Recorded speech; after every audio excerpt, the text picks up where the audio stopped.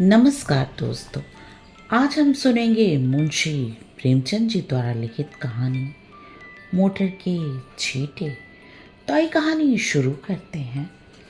क्या नाम की प्रातःकाल स्नान पूजा से निपट, तिलक लगा, पीतांबर पहन, खड़ाऊ पाँव में ढाल, बगल में पत्रा दबा, हाथ में मोटा सा शत्रु मस्तक भंजन ले एक ही जजमान के घर चला। विवाह की शायद विचारनी थी। कम से कम एक कलदार का डॉल था। जलपान ऊपर से, और मेरा जलपान मामूली जलपान नहीं है। बाबू को तो मुझे निमंत्रित करने की हिम्मत ही नहीं पड़ती।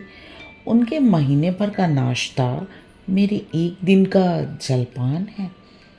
इस विषय में तो हम अपने सेठों साहूकारों के कायल हैं।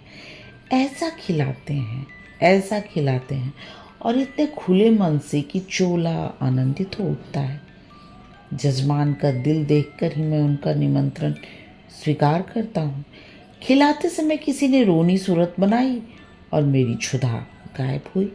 रोकर किसी ने खिलाया तो क्या, ऐसा भोजन कम से कम मुझे नहीं पचता। जजमान ऐसा चाहिए कि ललकारता जाए, लो शास्त्री जी एक बालूशाही और मैं कहता जाऊं, नहीं जजमान अब नहीं, अब नहीं। रात खूब वर्षा हुई थी। सड़क पर जगह जगह पानी जमा था। मैं अपने विचारों में मगन चला जाता था कि एक मोटर छप छप करते हुई निकल गई। मुंह पर छींटे पड़े। जो देखता हूँ तो धोती पर मानो किसी ने कीचड़ घोल कर डाल दिया हो। कपड़े भ्रष्ट हुए वो अलग, देह भ्रष्ट हुई वो अलग, आर्थिक क्षति जो हुई वह अलग। अगर मोटर वाले को पकड़ पाता तो ऐसी मरम्मत करता कि वो याद कर दे।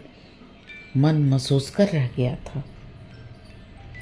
इस वेश में जजमान के घर तो नहीं जा सकता था। अपना घर भी मील भर से कम न था। फिर आने जाने वाले सब मेरी ओर देख देख कर तालियां बजा रहे थे।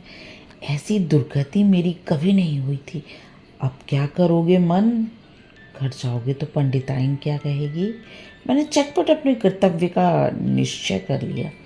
इधर उधर से 10-12 पत्थर के टुकड़े बटोर लिए और दूसरी मोटर की राह देखने लगा। ब्रह्मतीत सिर पर चढ़ बैठा।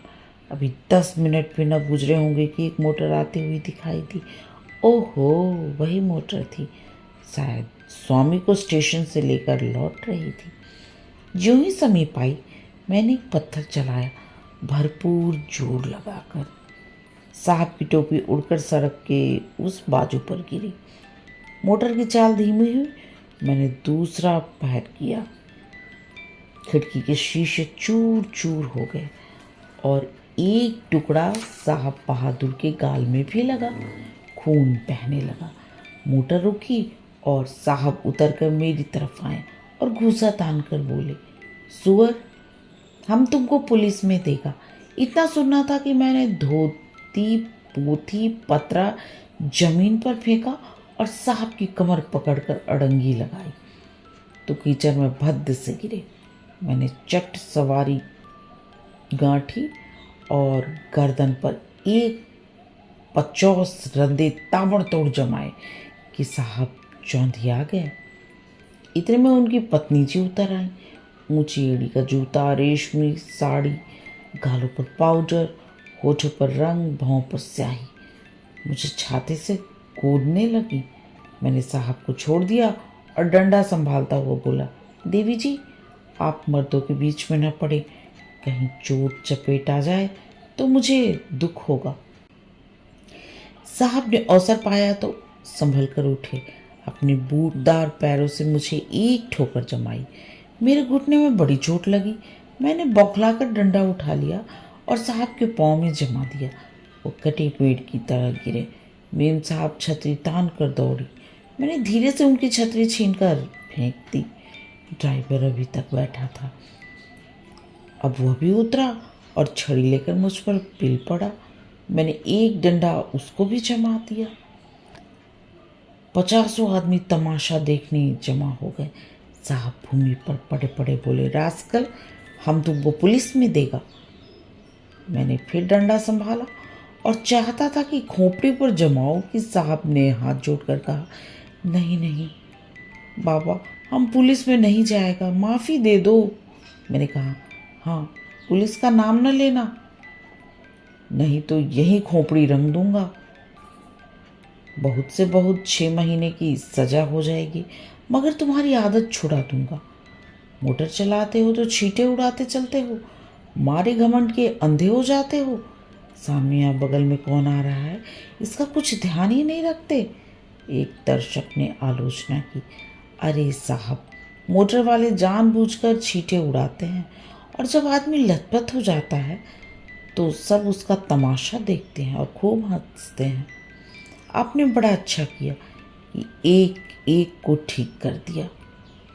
मैंने साहब को ललकार कर कहा, सुनता है कुछ, जनता क्या कहती है? साहब ने उस आदमी की ओर लाल लाल आंखों से देखकर कहा, तुम झूठ बोलता है, बिल्कुल झूठ बोलता है। मैंने डांटा, अभी तुम्हारी हेकड़ी कम नहीं हुई, आऊं फिर और दूं एक सूटा। साहब ने खिया कर कहा, अरे नहीं बाबा, सच बोलता है, सच बोलता है, अब तो खुश हुआ। दूसरा दर्शक बोला, अभी तो चाहे कह दे, लेकिन ज्यों ही गाड़ी पर बैठे फिर वही हरकत शुरू कर देंगे। गाड़ी पर बैठते ही सब अपने को नवाब का नाती समझने लगते हैं। दूसरे महाशय बोले, इससे कहिए थूक कर चाटे। तीसरे महाशय ने कहा, नहीं, कान पकड़कर उठाइए बैठाइए। चौथा बोला, और ड्राइवर को भी, ये सब बदमाश होते हैं। मालदार आदमी घमंड करे तो एक बात है, तुम किस बात पर अकड़ते हो? चक्कर हाथ में लिया और आंखों में पर्दा पड़ा। मैंने यह प्रस्ताव स्वीकार किया। ड्राइवर और मालिक दोनों ही को कान पकड़कर उठाना बैठाना चाहिए और मेम साहब गिने। सुनो मेम साहब, तुमको गिनना होगा, पूरी 100 बैठकें, एक भी कम नहीं, ज़्यादा जितनी चाहे हो।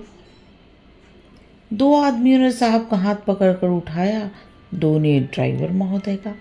ड्राइवर बेचारे की टांग में चोट थी, फिर वो बैठ के लगाने लगा।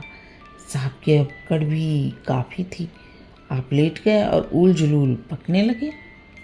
मैं उस समय रुद्र बना हुआ था, दिल में ठान लिया था कि इसके बिना 100 बैठकें लगवाए न छोड़ूंगा। 4 आदमियों को हुक्म दिया कि गाड़ी को ढकेल कर सड़क के नीचे गिरा दो।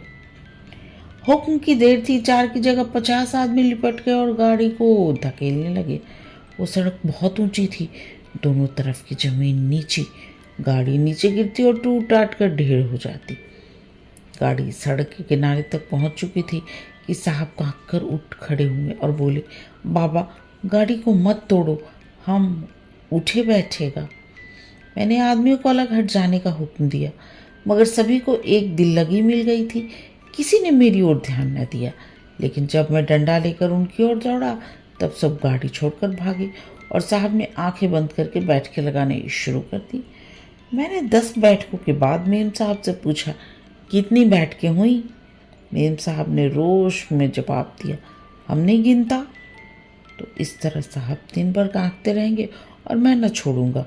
अगर उनको कुशल से घर ले जाना चाहती हो तो बैठ के गिन दो, मैं उनको रिहा कर दूंगा। साहब ने देखा कि बिना दंड भोगे जान न बचेगी तो बैठ के लगाने लगे। 1 2 3 4 5। सहसा एक दूसरी मोटर आती दिखाई दी। साहब ने देखा और नाक रगड़ कर बोले, पंडित जी आप मेरा बाप है, मुझ पर दया करो, अब हम कभी मोटर पर न बैठेंगे। मुझे भी दया आ गई, बोला, नहीं, मोटर पर बैठने से मैं नहीं रोकता, इतना हूँ कहता हूँ कि मोटर पर बैठकर भी आदमियों को आदमी समझो। दूसरी गाड़ी तेज चली आती थी, मैंने इशारा किया। सब आदमियों ने 2-2 पत्थर उठा लिए। उस गाड़ी का मालिक स्वयं ड्राइव कर रहा था। गाड़ी धीमी करके धीरे से सड़क जाना चाहता था कि मैंने बढ़कर उसके 2 कान पकड़े और खूब जोर से हिलाकर और दोनों गालों पर एक एक पड़ाका देकर कहा, गाड़ी से छींटे न उड़ाया करो, समझे, चुपके से चले जाओ। यह महोदय बकझक तो करते रहे, मगर 100 आदमियों को पत्थर लिए खड़ा देखा तो बिना कान पूछ डुलाए चलते बने। उनके जाने के बाद 1 ही मिनट बाद दूसरी गाड़ी आई। मैंने 50 आदमियों को राह रोक लेने का हुक्म दिया। गाड़ी रुक गई। मैंने उन्हें भी चाट पड़ा के देकर विदा किया, मगर ये बेचारे भले आदमी थे, मुझे से चोटें खाकर चलते हुए। सहसा एक आदमी ने कहा, पुलिस आ रही है, और सब के सब गायब हो गए। मैं भी सड़क के नीचे उतर गया और एक गली में घुसकर गायब हो गया। कहानी समाप्त। कहानी सुनने और अपना कीमती समय देने के लिए आप सबका बहुत बहुत धन्यवाद।